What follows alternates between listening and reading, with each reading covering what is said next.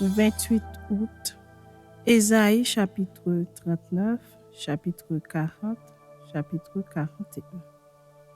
En ce même temps, Mérodach Baladan, fils de Baladan, roi de Babylone, envoya une lettre et un présent à Ézéchias parce qu'il avait appris sa maladie et son rétablissement.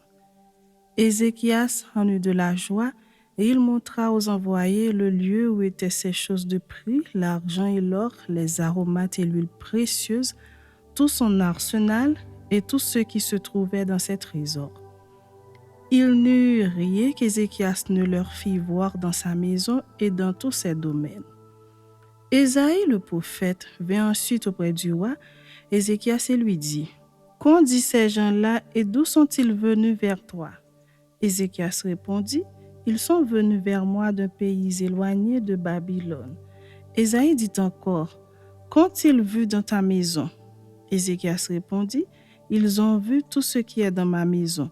Il n'y a rien dans mes trésors que je ne leur ai fait voir. » Alors Ésaïe dit à Ézéchias : « Écoute la parole de l'Éternel des armées. Voici les temps viendront où l'on emportera à Babylone tout ce qui est dans ta maison et ce que tes pères ont amassé jusqu'à ce jour. Il n'en restera rien, dit l'Éternel. Et l'on prendra de tes fils qui seront sortis de toi, que tu auras engendrés pour en faire des eunuques dans le palais du roi de Babylone. » Ézéchias répondit à Ésaïe : « La parole de l'Éternel que tu as prononcée est bonne, car, ajouta-t-il, il y aura paix et sécurité pendant ma vie. » Chapitre 40. Consolez, consolez mon peuple, dit votre Dieu. Parlez au cœur de Jérusalem et criez-lui que sa servitude est finie, que son iniquité est expiée, qu'elle a reçu de la main de l'Éternel au double de tous ses péchés. Une voix crie : préparez au désert le chemin de l'Éternel, aplanissez dans les lieux arides une route pour notre Dieu. Que toute vallée soit exaucée, que toute montagne et toute colline soient abaissées. Que les coteaux se changent en plaine et les défilés étroits en vallons. Alors la gloire de l'Éternel sera révélée et au même instant toute chair la verra, car la bouche de l'Éternel a parlé. Une voix dit : crie. Et il répond : que crierai-je ? Toute chair est comme l'herbe et tout son éclat comme la fleur des champs. L'herbe sèche, la fleur tombe quand le vent de l'Éternel souffle dessus. Certainement le peuple est comme l'herbe. L'herbe sèche, la fleur tombe. Mais la parole de notre Dieu subsiste éternellement. Monte sur une haute montagne, Sion, pour publier la bonne nouvelle. Élève avec force ta voix, Jérusalem, pour publier la bonne nouvelle. Élève ta voix, ne crains point, dis aux villes de Juda : voici votre Dieu. Voici le Seigneur, l'Éternel vient avec puissance, et de son bras il commande. Voici le salaire est avec lui, et les rétributions le précèdent. Comme un berger, il paîtra son troupeau, il prendra les agneaux dans ses bras et les portera dans son sein. Il conduira les brebis qui allaitent. Qui a mesuré les eaux dans le creux de sa main, pris les dimensions des cieux avec la paume et ramassé la poussière de la terre dans un tierce de mesure? Qui a pesé les montagnes au crochet et les collines à la balance? Qui a sondé l'esprit de l'Éternel et qui l'a éclairé de ses conseils? Avec qui a-t-il délibéré pour en recevoir de l'instruction? Qui lui a appris le sentier de la justice? Qui lui a enseigné la sagesse et fait connaître le chemin de l'intelligence? Voici les nations sont comme une goutte d'un seau, elles sont comme de la poussière sur une balance. Voici les îles sont comme une fine poussière qui s'envole. Le Liban ne suffit pas pour le feu et ses animaux ne suffisent pas pour l'holocauste. Toutes les nations sont devant lui comme un rien, elles ne sont pour lui que néant et vanité. À qui voulez-vous comparer Dieu et quelle image ferez-vous son égal? C'est un ouvrier qui fond l'idole et c'est un orfèvre qui la couvre d'or et y soude des chaînettes d'argent. Celui que la pauvreté oblige à donner peut choisir un bois qui résiste à la vermoulure. Il se procure un ouvrier capable pour faire une idole qui ne branle pas. Ne le savez-vous pas? Ne l'avez-vous pas appris? Ne vous l'a-t-on pas fait connaître dès le commencement? N'avez-vous jamais réfléchi à la fondation de la terre? C'est lui qui est assis au-dessus du cercle de la terre et ceux qui l'habitent sont comme des sauterelles. Il étend les cieux comme une étoffe légère, il les déploie comme une tente pour en faire sa demeure. C'est lui qui réduit les princes au néant et qui fait des juges de la terre une vanité. Ils ne sont pas même plantés, pas même semés, leur tronc n'a pas même de racines en terre. Ils sont sur eux et ils se dessèchent et un tourbillon les emporte comme le chaume. À qui me comparerez-vous pour que je lui ressemble? Dit le Saint. Levez vos yeux en haut et regardez. Qui a créé ces choses? Qui fait marcher en ordre leur armée? Il les appelle toutes par leur nom. Par son grand pouvoir et par sa force puissante, il n'en est pas une qui fasse défaut. Pourquoi dis-tu, Jacob, pourquoi dis-tu, Israël, ma destinée est cachée devant l'Éternel, mon doigt passe inaperçu devant mon Dieu? Ne le sais-tu pas? Ne l'as-tu pas appris? C'est le Dieu d'éternité, l'Éternel, qui a créé les extrémités de la terre. Il ne se fatigue point, il ne se lasse point. On ne peut sonder son intelligence. Il donne de la force à celui qui est fatigué et il augmente la vigueur de celui qui tombe en défaillance. Les adolescents se fatiguent et se lassent et les jeunes hommes chancellent. Mais ceux qui se confient à l'Éternel renouvellent leur force. Ils prennent le vol comme les aigles. Ils courent et ne se lassent point. Ils marchent et ne se fatiguent point. Chapitre 41.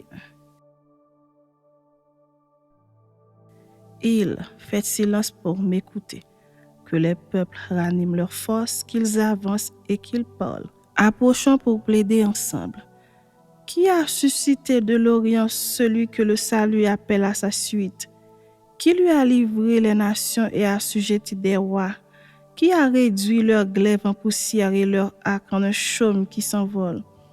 Il s'est mis à leur poursuite, il a parcouru avec bonheur un chemin que son pied n'avait jamais foulé. Qui a fait et exécuté ces choses? C'est celui qui a appelé les générations dès le commencement, moi l'Éternel, le premier et le même jusqu'aux derniers âges. Les îles le voient et sont dans la crainte, les extrémités de la terre tremblent. Ils s'approchent, ils viennent.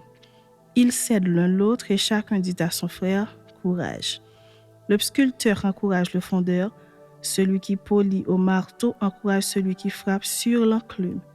Il dit de la soudure, elle est bonne, et il fixe l'idole avec des clous pour qu'elle ne branle pas.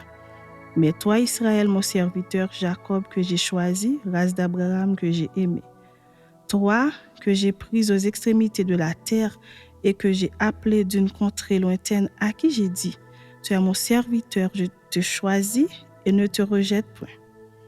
Ne crains rien, car je suis avec toi. Ne promène pas des regards inquiets, car je suis ton Dieu. Je te fortifie, je viens à ton secours, je te soutiens de ma droite triomphante.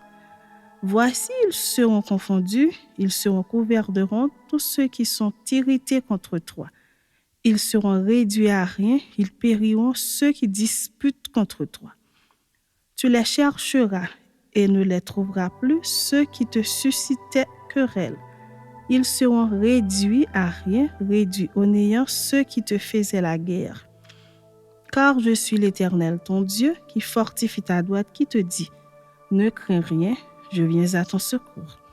Ne crains rien, vermisseau de Jacob, faible reste d'Israël. Je viens à ton secours, dit l'Éternel, et le Saint d'Israël est ton sauveur. Voici, je fais de toi un traîneau aigu, tout neuf, garni de pointes. Tu écraseras, tu boiras les montagnes, et tu rendras les collines semblables à de la balle. Tu les vanneras, et le vent les emportera, et un tourbillon les dispersera. Mais toi, tu te réjouiras en l'Éternel, tu mettras ta gloire dans le Saint d'Israël. Les malheureux et les indigents cherchent de l'eau, et il n'y en a point. Leur langue est desséchée par la soif. Moi, l'Éternel, je les exaucerai. Moi, le Dieu d'Israël, je ne les abandonnerai pas. Je ferai jaillir des fleuves sur les collines et des sources au milieu des vallées. Je changerai le désert en étang et la terre aride en courant d'eau. Je mettrai dans le désert le cèdre, l'acacia, le myrte et l'olivier. Je mettrai dans les lieux stériles le cyprès, l'orme et le buis, tous ensemble, afin qu'ils voient, qu'ils sachent, qu'ils observent et considèrent que la main de l'Éternel a fait ces choses, que le Saint d'Israël en est l'auteur. Plaidez votre cause, dit l'Éternel. Produisez vos moyens de défense, dit le roi de Jacob. Qu'il les produise et qu'il nous déclare ce qui doit arriver. Quelles sont les prédictions que jadis vous avez faites? Dites-le pour que nous y prenions garde et que nous en reconnaissions l'accomplissement. Ou bien annoncez-nous l'avenir. Dites ce qui arrivera plus tard pour que nous sachions si vous êtes des dieux. Faites seulement quelque chose de bien ou de mal pour que nous le voyions et le regardions ensemble. Voici, vous n'êtes rien et votre œuvre est le néant. C'est une abomination que de se complaire en vous. Je l'ai suscité du septentrion et il est venu de l'Orient, il invoque mon nom. Il foule les puissants comme de la boue, comme de l'argile que foule un potier. Qui l'a annoncé dès le commencement pour que nous le sachions et longtemps d'avance pour que nous disions c'est vrai? Nul ne l'a annoncé, nul ne l'a prédit et personne n'a entendu vos paroles. C'est moi le premier qui ai dit à Sion, les voici, et à Jérusalem, j'envoie un messager de bonnes nouvelles. Je regarde et il n'y a personne.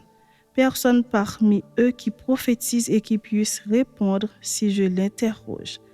Voici, ils ne sont tous que vanité. Leurs œuvres ne sont que néant, leurs idoles ne sont qu'un vain souffle.